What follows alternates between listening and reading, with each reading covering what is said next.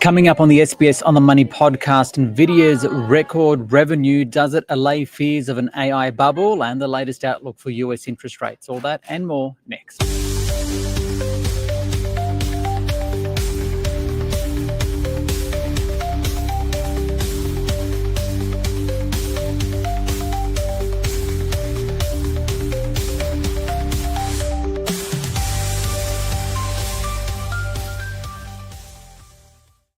Hi everyone, welcome to the SBS On The Money Markets podcast for this Thursday, the 20th of November 2025, a day where the share market rose, the S&P ASX 200 up 1.24% to 8,552, lifting out of a near 6-month low, and most of it was thanks to the tech sector. It followed a huge result from the world's largest listed company, Nvidia, the AI chip maker.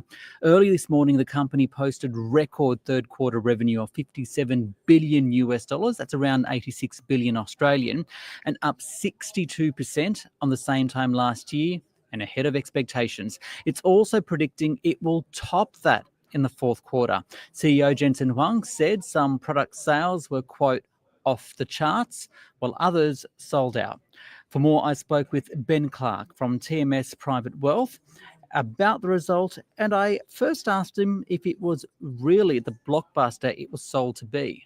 Look, the market certainly thinks so, Ricardo. It's the stock was up 5% after hours, and that was actually after having a really good session during the market trading.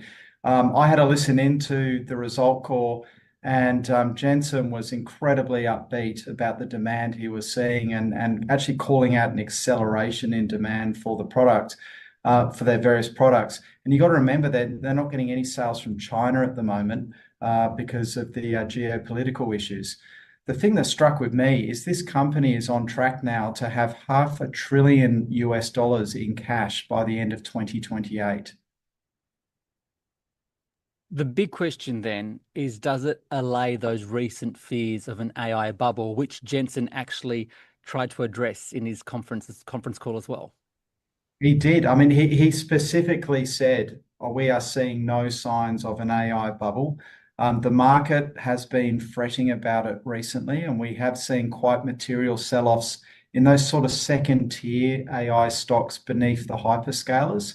But, you know, I think having listened, he sort of said that Nvidia has become the backbone of every major AI provider globally, and those companies were actually speeding up, not slowing down. The concern is the multiples and the valuations, and also how this is being funded through debt markets. Especially at a time when interest rates may not fall as fast as first thought, which we'll talk about in a second. But will this result prompt a turning point for the market, both here and in the US, because it's seen some weakness recently? Yeah, look, I think it could.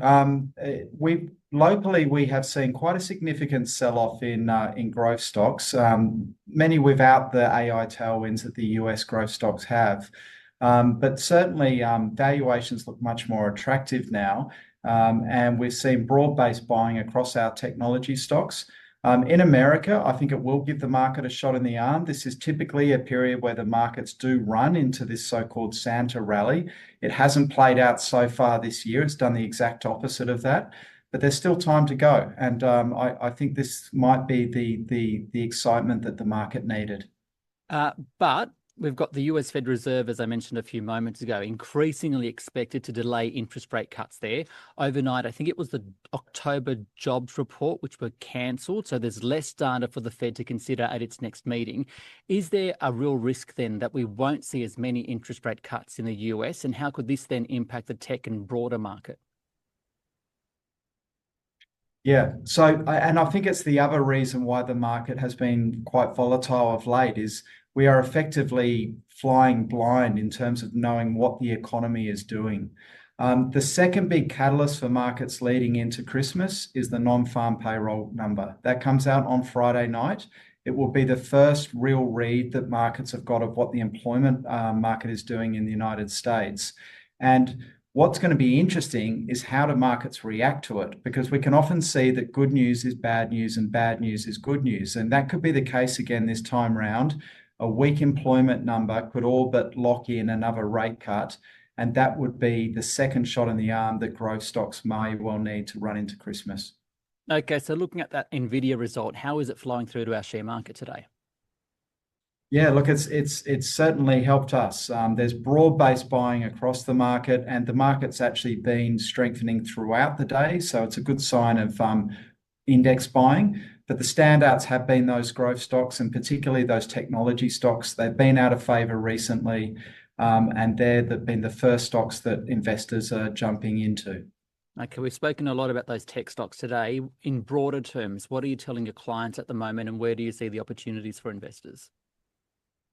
Yeah, look, we've had quite a few updates from what we see as quality businesses. And the first thing I'd say is stick to quality. Quality is actually out of favor at the moment. So it's quite a good time. If you've got something that's got an earnings issue, you can go up the quality curve to companies that don't, but they've been sold off.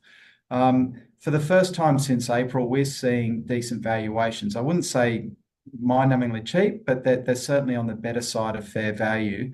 And this last piece of advice I give is to look at the businesses that have given earnings updates. The pullback recently hasn't been an earnings issue, it's been a valuation issue. And you want to be buying things where you're confident in the numbers. That is Ben Clark there from TMS Private Wealth, and he wraps up the podcast for this Thursday. Don't forget, if you do enjoy it, give it a rating or review on Apple Podcasts and Spotify. Click that subscribe button, and I will see you tomorrow. This SBS on the Money podcast is provided for informational purposes only and should not be understood as constituting advice or a recommendation. It is not personal advice and it does not consider your personal circumstances or objectives. You should contact a licensed professional before making any financial decision.